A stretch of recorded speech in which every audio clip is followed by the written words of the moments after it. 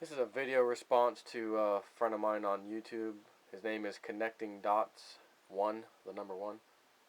And his video is Day 80 Gulf oil spill, and BP says it may have it fixed by July 27th, 2010. And he commented to someone else about, hey, someone said that they think maybe the nuke's going to happen. They may nuke the thing. He says, I'm worried because that timeline falls into place with the planetary crossing that Arch Crawford and many others are talking about. During this crossing, great change has always come, but most came with war, rebellions, the fall of Rome, etc. Happy days may not be ahead, but hopefully I'm wrong and all is well. And I'm going to agree and say, no, I don't think you're wrong. Happy days aren't coming anytime soon. They will, but not anytime soon. So I did a little research on this Arch Crawford, or whatever this guy's name is. Yeah. And I want to read you some stuff that I found that he was just recently talking about back in, like, I think April. This conversation took place, I think, April 20th. He says, I think we're in a secular bear market. Why? Because the system is deleveraging, and we will see more and more regulation, which is not good for liquidity and, as such, also asset values. What we see now is that as a result of the strong performing stock market, confidence has increased. But I think confidence is paper thin. The moment the market falls, I think all the confidence will be wiped out and you'll see sharply lower values of all kinds of asset classes. The other thing I would like to draw to your attention is what we also see in terms of nature.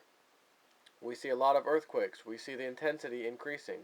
We see the volcano in Iceland and a potential second volcano erupting there. But we have to look at the possible impact also for agriculture and crops, because if we get a lot of ash in the atmosphere, it could act as a mirror for sunlight and, as a result, lowering the temperature on Earth. That could affect crops. In addition, since 2006, we've seen that there is a strongly declining bee population. We don't know why this is happening yet, but apparently 35% of the bee communities are not returning to their hives. These are important for the pollination of flowers and crops, etc. So these things that are playing right now, I don't know if it would have to do with the solar activity or magnetic fields, but it's something people should look at. We are, and actually I think that comment was the guy who was talking with him, by the way. And then he says, we are coming up to the largest alignment of planets. That means some opposite some others, or some oppose others, in forming an angle of a square with Pluto. It's the biggest one that we have ever seen. I checked back close to 100 years, and it's the largest energy impact that I have ever seen.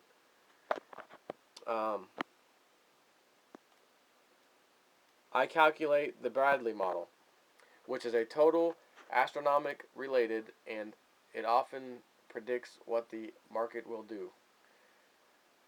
Well, a colleague in Vienna, Austria, calculated the Bradley model actually back 200 years, and he says it will hit a new low for that time period this summer, probably June 30th, August 1st, somewhere around there. I mentioned this at an astrology group conference in Cambridge, and one of my fellows stood up and said, I checked it back 1,000 years, and there is nothing like it. And then another fellow popped up and said, I have checked it back 10,000 years, and there is nothing like it. They're talking about end of July and August 1st, approximately, this year, 2010. 10,000 years back, there is no other alignment like it. This is the big one. And this doesn't even count for the 2012 alignment. That's nothing. This one right here is nothing, I guess, compared to that one. So anyways, so in terms of natural cycles, this is the crux of the height or the maximum of anything that we have seen in all of our recorded history. Well, it maximizes around August 1st, and I am saying that the market will probably crash between May 1st, 2010 and November 1st, 2010. That is not to say that it will start on May 1st and end down on November. It means that sometime during that period, we're going to come to a crisis point and have one of the biggest crashes and one of the worst down markets in history. Specific to the Mars-Uranus crash cycles, every crash that we have had in the last 100 years has been in the same portion of that crash cycle. Of that cycle of the Mars relationship to Uranus, and the crash portion begins at the August 1st date, approximately July 30th or so, and runs through March of 2011. This is very close, by the way, to the time wave zero chart, which actually they're saying July 30th or so.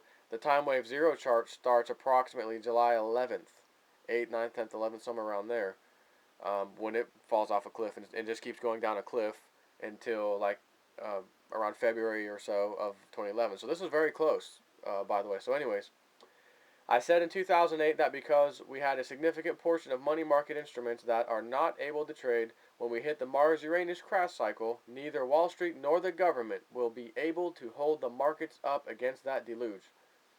And we are coming around to it again this August 1st. And there is still not trading a great many of the toxics. Okay, they are still not trading a great many of the toxic assets. I would say that the markets are probably... Hang on. Went a little too far. I would say that the markets are probably the least of our worries. If the poles flip, we all die. If we have a nuclear war, well then maybe half of us die. It happens about every 50,000 years according to lava flows on the floor of the Pacific Ocean. And then the guy asks him, is that a fact? So 50,000 years ago or so, are we due for the next flip? And he says, yes, we are overdue. And again, 2012, Mayan calendar, this cannot be that close to that date for no reason. Yes, we are overdue. Well, sometimes the alignments do correlate very highly with major news items on Earth, but they don't always hit the stock market. For instance, we had a lunar eclipse conjunct Pluto in the same longitudinal degree approximately back in April of 1986, and that week the Chernobyl incident happened with the nuclear reactor in Russia or whatever it was. It did not affect the markets that much, but it affected worldwide commerce in that a vast area experienced increased radiation, and there is slight increased radiation all over the Earth because of that one event. Could you give us some examples of difficult planetary alignments correlated with difficult problems in the past, for example, the Great Depression? He says, actually, there was a similar alignment here. What is happening in July and early August 2010 is that Mars conjuncts in the same space with Saturn opposing a conjunction of Jupiter and Uranus, and all at square angles to Pluto. And it's all at 0 degrees of the cardinal science, which astrologers say is the most far-reaching. When things happen there, it affects the whole world. And certainly I have made predictions about all the major events that have occurred since I have been doing my letter, and in 1982 there was a lunar eclipse, square Mars and Saturn. The day of the largest bank failure in U.S. history on that date occurred. Penn Square failed that morning. We had a big alignment with a lunar eclipse forming a grand cross with Mars opposing Pluto, and I predicted that that day would be one of the most serious of the century. There will be coercion, the use of force, a large explosion, and heartlessness or cruelty. In August 2nd to the 7th, 1990, was that date, and on the 2nd, Saddam Hussein unexpectedly attacked Kuwait. And then we got the Gulf War started from that event. And the guy says, wow, what about the 1987 crash? Was there anything that was foretold to that? He goes, oh, certainly. Actually, an article came out on the front page of the Wall Street Journal talking about the harmonic convergence. Someone had written a book about an important date in the Mayan calendar and what it might mean. And I looked at that date. They had August 17th, and I said, I don't see any big deal there. And I was moving it here on my computer one day at a time. And 7 days later, on August 24th, is the tightest five-body conjunction in at least 800 years that I checked. And that was in the best possible aspect to Jupiter, which is the best possible planet according to some people. And as I said, it doesn't get any better than this. So what does it mean if it can't get any better than this? It means it's the top. I wrote in my newsletter at the time, 3 weeks before the top, this market will peak on August 24, give or take 3 days, after which we will have a horrendous crash. And if you look back, you will see that the high close of 1987 was August the 24th. The guy says, wow, that's really interesting. Let me see how much time I got left. That's all. That's enough for now. Talk to y'all later.